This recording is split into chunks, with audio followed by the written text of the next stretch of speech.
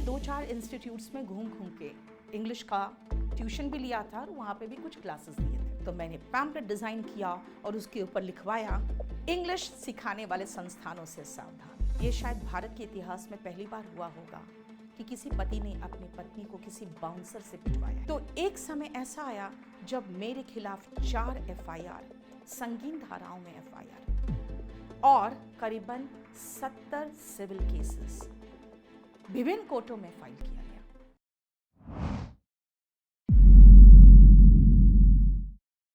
अंग्रेजी में बात करो बिना डरे बिना शर्माए। डाउनलोड जोश talks English speaking app. Hello everyone, मैं नीतू सिंह आज जोश टॉक पे हूँ और आज मैं आपको अपनी लाइफ जर्नी बताऊंगी और आपको समझाऊंगी कि कैसे सफल होते हैं जिंदगी में और सफलता किसकी कदम चूमती है। मेरा जन्म गिरिडीह में हुआ, जो एक छोटा सा शहर था झारखंड में, उस समय बिहार था। और एजुकेशन मेरी काफ़ी अच्छी स्कूल में हुई क्योंकि मेरे फादर के 3-3.5 साल के मेरी उम्र में मेरे फादर का डेथ हो गया था। लेकिन उसके बाद भी मेरी माँ ने मुझे इंग्लिश मीडियम स्कूल में पढ़ाया और हम सभी बहनों को बहुत अच्छी शिक्षा दी। उसके बाद जब लाइफ थोड़ी आगे बढ़ी तो हमें भी एक मोटिवेशन मिला कि हम भी कुछ कर सकते हैं। तो गिरिडीह में ही हमने एक कोचिंग सेंटर खोला जिसका नाम मैंने रखा पैरामाउंट कोचिंग सेंटर। और उसके बाद जब मैं आगे की पढ़ाई करने के लिए दिल्ली आई तो मैं यहाँ पे campus law centre Delhi university से मैंने LLB किया। लेकिन LLB के बाद बहुत आमदनी नहीं होती है एक यंग लॉयर की, जब तक कि आपको विरासत में वो फील्ड ना मिले तब तक। तो अपने खर्च के लिए मैंने यही सोचा कि जो आता है वही करेंगे, यानी ट्यूशन पढ़ाएंगे। उस समय ट्यूशन पढ़ाने के लिए मुझे घर घर जाना पड़ता था, जो बहुत टायरिंग होता था। लेकिन एक दिन बाई चांस अपने सीनियर के साथ जब मैं मुखर्जी नगर आई तो मैंने देखा यहाँ पे कोचिंग का अच्छा माहौल है, क्योंकि यहाँ पे IAS के स्टूडेंट्स से मार्केट भरा हुआ है और मैं यहाँ कुछ कर सकती हूँ।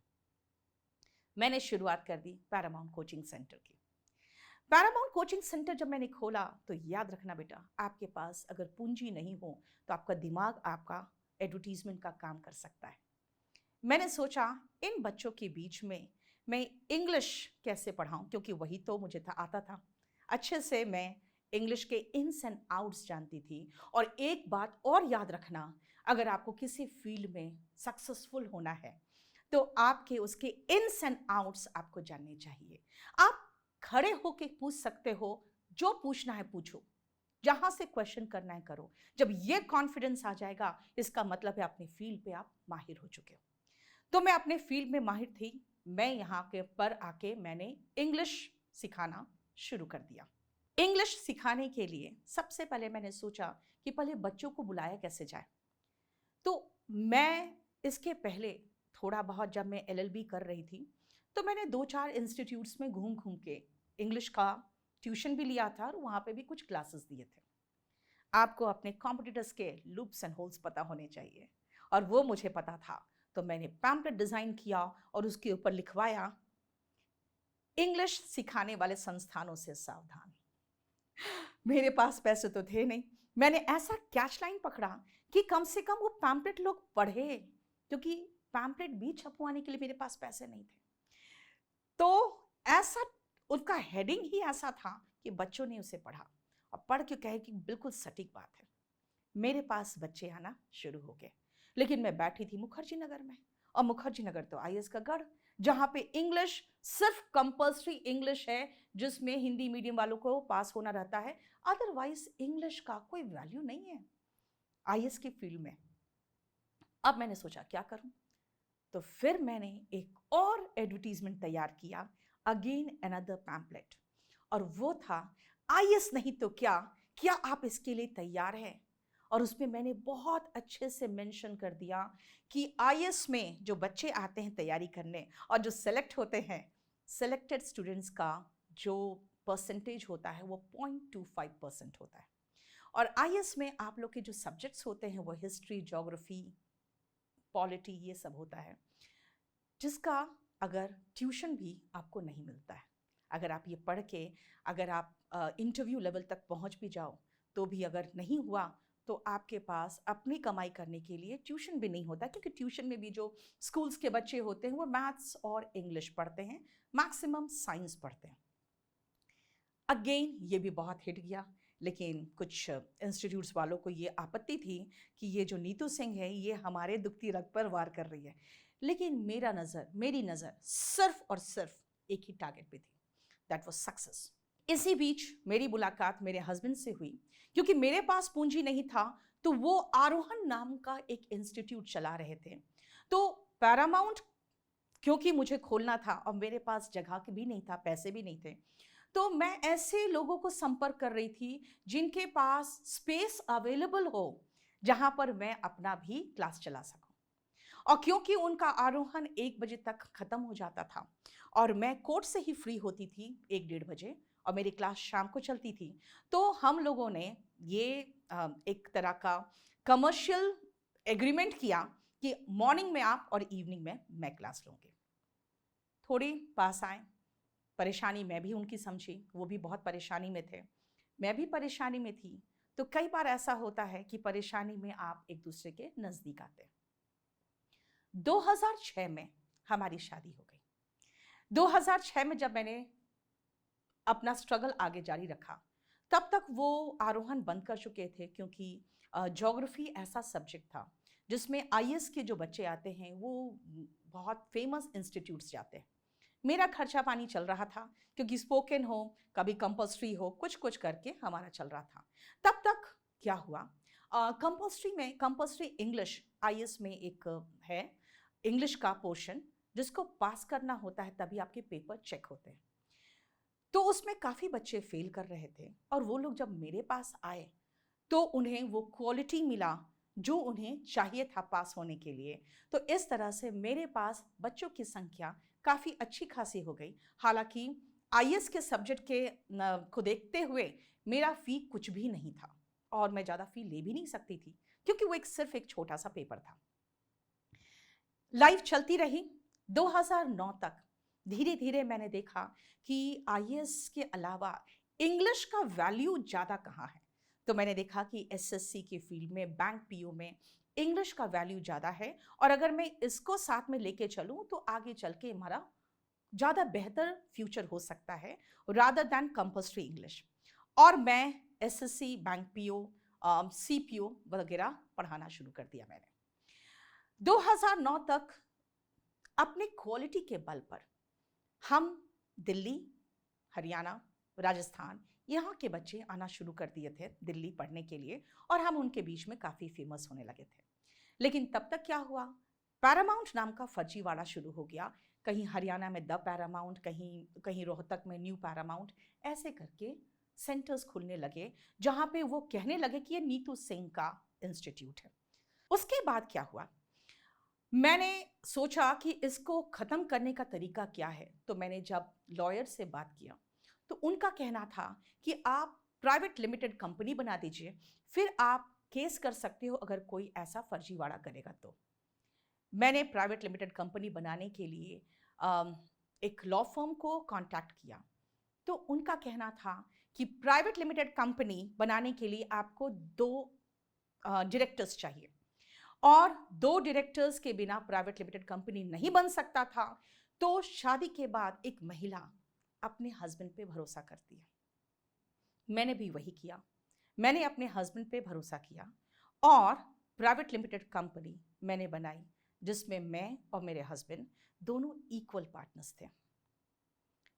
अच्छी कमाई शुरू हो गई, धीरे धीरे हालात अच्छे होते चले गए, और एक समय आया जब पैरामाउंट 200 करोड़ का एक टर्नओवर का कंपनी बन चुका था।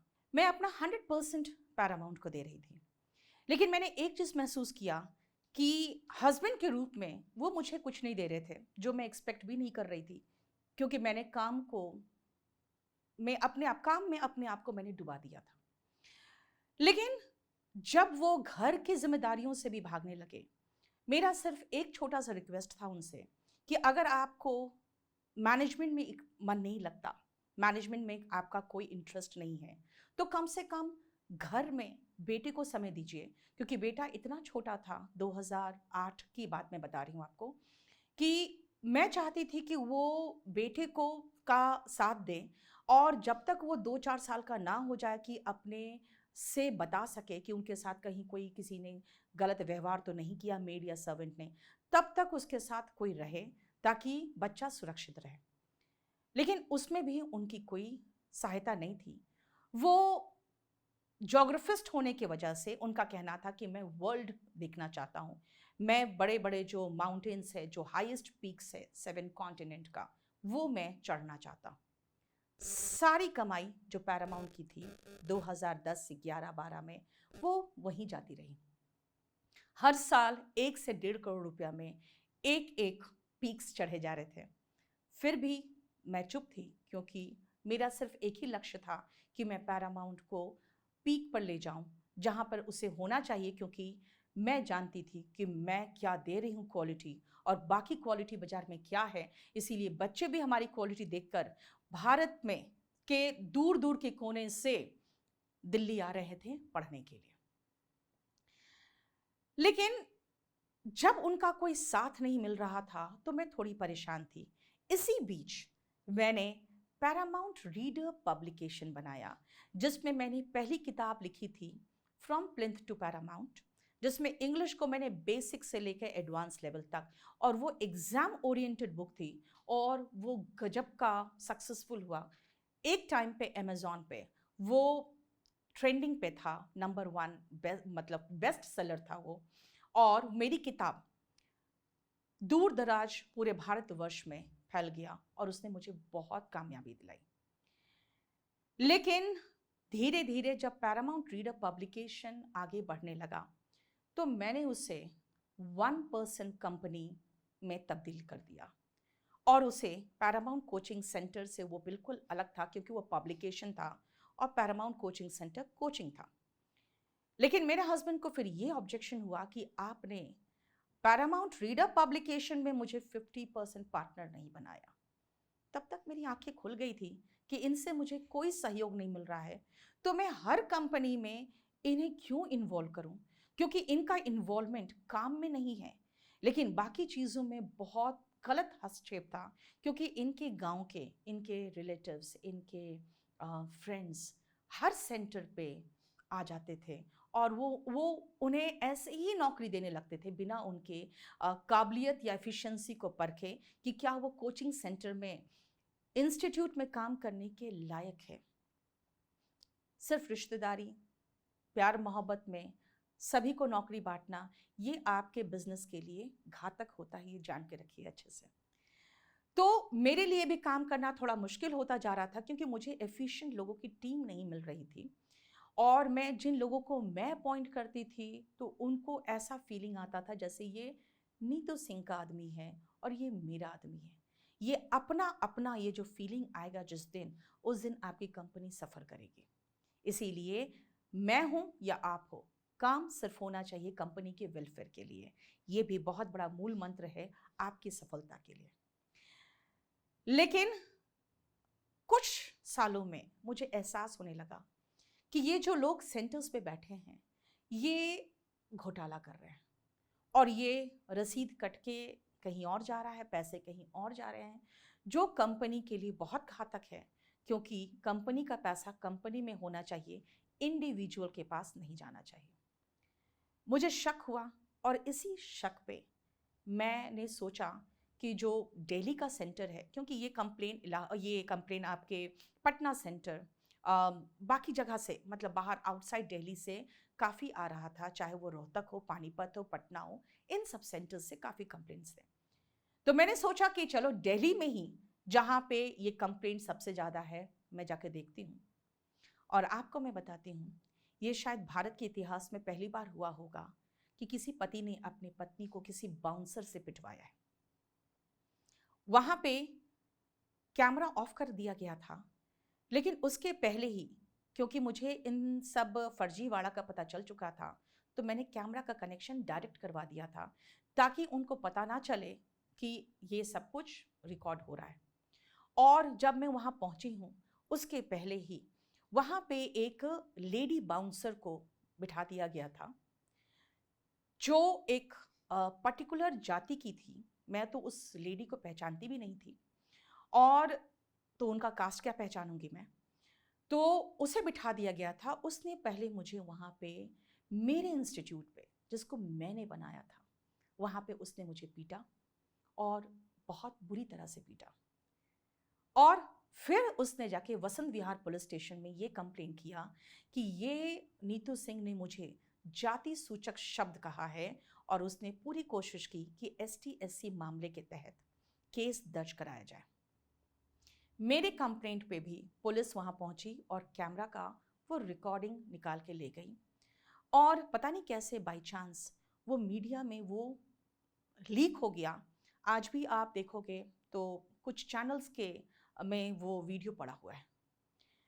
तो वो जब वीडियो लीक हुआ, तब उसके बाद पुलिस ने मेरे खिलाफ तो कोई एक्शन नहीं लिया, लेकिन एक मामला दर्ज हुआ उस बाउंसर के खिलाफ, सिर्फ उसे भेजने वाले के खिलाफ कोई दर्ज नहीं हुआ मामला। और जिस कंपनी को मैंने खड़ा किया था और उसे करोड़ों का टर्नओवर की कंपनी मैंने बना दिया था, उस कंपनी के टर्नओवर का इस्तेमाल मेरे खिलाफ किया गया। और एक समय 2014 में ये समय आया जब मैंने केडी कैंपस खोल लिया, परेशान होके, एकदम त्रस्त होके कि मैं इस तरह से लड़ झगड़ के नहीं रह सकती हूँ, मैं कुछ और कर लूँगी, फिर से शुरुआत कर लूँगी। तो एक समय ऐसा आया जब मेरे खिलाफ 4 FIR, संगीन धाराओं में FIR, और करीबन 70 सिविल केसेस विभिन्न कोर्टों में फाइल किया गया, ताकि नीतू सिंह इतनी परेशान हो जाए कि ये हार मान जाए। लेकिन ध्यान रखना, जब बुरा समय आता है वो आपको या तो तोड़ देता है या फिर आप रिकॉर्ड तोड़ देते हो। मैंने भी ठान ली थी कि हार नहीं मानना है, और कामयाबी की थी ये। थोड़ा सा, मैं कहती हूँ, थोड़ा पागलपन तो ज़रूरी होता है। मैंने अपने लॉयर को सिर्फ एक ही चीज़ कहा था कि केडी कैंपस के खिलाफ भी केस है इसे बंद करवाने का अंडर कंपनी लॉ एक्ट, और मेरे खिलाफ भी 4 FIR है। मैं भी कभी अरेस्ट हो सकती हूँ, कभी भी अरेस्ट हो सकती हूँ। 2 चीज़ का ध्यान रखना, केडी कैंपस बंद नहीं होना चाहिए और मैं बंद नहीं होनी चाहिए, बाकी मैं संभाल लूँगी। उन्होंने भी मुझे कहा कि मेरी तरफ से पूरी कोशिश रहेगी। और फिर जो सफ़र चालू हुआ, सब लोगों ने ये देखा कि किस तरह से मैंने दिन रात मेहनत किया, और अपने बलबूते पर अपने टीम के साथ मैंने केडी कैंपस को फिर से, जहाँ से मैंने पैरामाउंट शुरू किया था, वहीं से केडी कैंपस शुरू किया बिना किसी पूंजी के, क्योंकि पैरामाउंट से मैं कोई पूंजी लेकर निकल नहीं पाई थी। सभी प्रॉपर्टीज़ पे उनका कब्जा, पूरे कंपनी पे उनका कब्जा, हर सेंटर पे उनके आदमी बाउंसर्स के साथ, कि कोई मेरा आदमी या मैं आऊं तो उन्हें पीट के वहां से भगाया जाए। मैंने फिर से शुरुआत की, और फिर हम उस जगह पे 3 से 4 साल में पहुंच गए जहां पे कभी मैंने पैरामाउंट को पहुंचाया था। एक और आपको मैं सलाह दूंगी, हमेशा कंस्ट्रक्टिव काम करो, हमेशा कंस्ट्रक्टिव काम करो, डिस्ट्रक्टिव काम मत करना। क्योंकि अगर आप किसी को बर्बाद करने चलते हो ना, अगला बर्बाद हो या ना हो उसकी गारंटी नहीं है, लेकिन ये जरूर मैं गारंटी दूंगी, आप बर्बाद हो जाओगे। What goes around comes around। कर्म ऐसा शख्स है जो चेहरा याद रखता है, इसलिए हमेशा अच्छे काम करो, और अगर मुश्किलें आए तो उनका सामना करो। अगर अच्छा समय नहीं टिकता है तो बुरा समय भी नहीं टिकेगा। समय के साथ सबसे बड़ी खासियत है कि वो गुजरेगा ही। केडी कैंपस में जब मेरा स्ट्रगल मेरे स्टूडेंट्स ने देखा, तो उन लोगों ने मुझे नाम दिया आयरन लेडी। लेकिन ये आयरन लेडी मुझे नाम 2008 में ही पड़ चुका था। ये IAS के जो इंस्टीट्यूट्स वाले थे उन्होंने मुझे ये नाम दिया था, क्योंकि 18 नवंबर 2008 को मेरा बेटा पैदा हुआ, सिजेरियन हुआ था। और क्योंकि मुझे थोड़ा सा कॉम्प्लिकेशन हो गया था, इसीलिए 4 दिन के बाद मुझे हॉस्पिटल से छोड़ा गया। 22 नवंबर को मैं हॉस्पिटल से रिलीव्ड हुई, और 24 नवंबर को अपने पेट पे वो टाँके लेकर ही मैंने क्लास लिया था। उस समय कुछ टीचर्स ने जब मुझे देखा तो उन्होंने कहा था ये आयरन लेडी है, लेकिन जब यही सेम तरह का स्ट्रगल जब मेरे स्टूडेंट्स ने देखा तो ये बात पूरे मुखर्जी नगर एंड देन पूरे इंडिया में फैल गया कि हाँ सही में ये आयरन लेडी है। आयरन लेडी एक लेडी आयरन हो सकती है। याद रखना, आपके अंदर बहुत शक्ति है। आप हमेशा दीनहीन बेचारी क्यों बने रहना चाहते हो? आप अपने अंदर की शक्ति को पहचानो। आप सब कुछ कर सकते हो और अगर कोई साथ नहीं दिया तो भी कर लोगे। कुछ लोग कहते हैं मैम मुझे कोई मोटिवेट नहीं करता है। मुझे तो डीमोटिवेट किया गया था जब मैंने अपनी बुक लिखी थी वॉल्यूम 1 बाय नीतू सिंह, जो आज उनका नाम है English by Neetu Singh volume 1। तो मुझे मेरे हस्बैंड ने कहा था कि अगर सब कुछ इतने आसान शब्दों में लिखकर आप बच्चों को दे दोगे तो आपसे पढ़ने कौन आएगा। लेकिन मैं दूसरी तरीके से सोचती थी। मैंने कहा कि मैं इतने आसान शब्दों में जब बच्चों को दूंगी तो उन्हें लगेगा जो इतना अच्छा लिखती है वो कितना अच्छा पढ़ाती होगी। लड़कियां जल्दी ही ये बात सोच के डर जाती है कि लोग क्या कहेंगे, लोग मेरे कैरेक्टर पर दाग लगेगा तो लोग मेरा मजाक उड़ाएंगे। याद रखना, मैं सब लड़कियों को ये जरूर कहना चाहूंगी, आपके कैरेक्टर पर वार होगा और जरूर होगा अगर आप कामयाब होने की कोशिश करोगे तो। लेकिन इससे डरना नहीं है, हमेशा डट के सामना करो, क्योंकि अगर आप सही है तो आपका कोई कुछ नहीं बिगाड़ सकता। अंत में आपको सिर्फ परमात्मा को मुंह दिखाना है, किसी से कैरेक्टर सर्टिफिकेट नहीं लेना है। कल हम रहे ना रहे कोई गम नहीं, मेरे पैरों के निशान तुम्हें मेरी याद दिलाती रहेगी। Thank you so much. जोश टॉक्स एक मिशन पर है, भारत के लोगों को इंग्लिश सिखाने के मिशन पर। और जोश टॉक्स लेकर आए हैं एक इंग्लिश स्पीकिंग कोर्स, जहां आपको मिलेगा इंग्लिश स्पीकिंग का सही माहौल। इस कोर्स में आप अपने जैसे स्टूडेंट्स के साथ बोल बोल कर इंग्लिश सीख पाओगे, 1-to-1 प्रैक्टिस करके। साथ में आपको मिलेंगे डेली ग्रामर और वोकैबुलरी के लेसन्स वीडियो फॉर्मेट में। ये एक 12 मंथ्स का प्रोग्राम है जहां आप रोज अनलिमिटेड प्रैक्टिस कर पाओगे और रोजाना अपनी इंग्लिश को इंप्रूव कर पाओगे। ये कोर्स आपको मिलेगा सिर्फ 699 में, जो कि 2 रुपए प्रतिदिन से भी कम में है। तो रजिस्टर करो इस कोर्स में और नीचे दिए गए फॉर्म को अभी फिल करो।